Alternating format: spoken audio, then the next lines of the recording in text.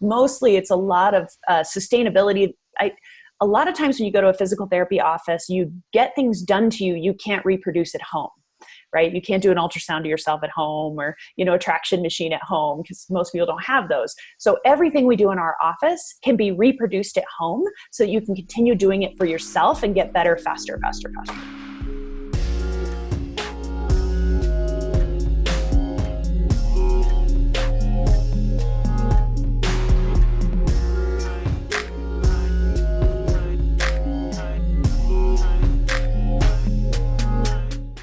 And even from my own experience, I noticed that they worked pretty closely to physiotherapists and massage therapists. Is that something you guys do at your clinic as well?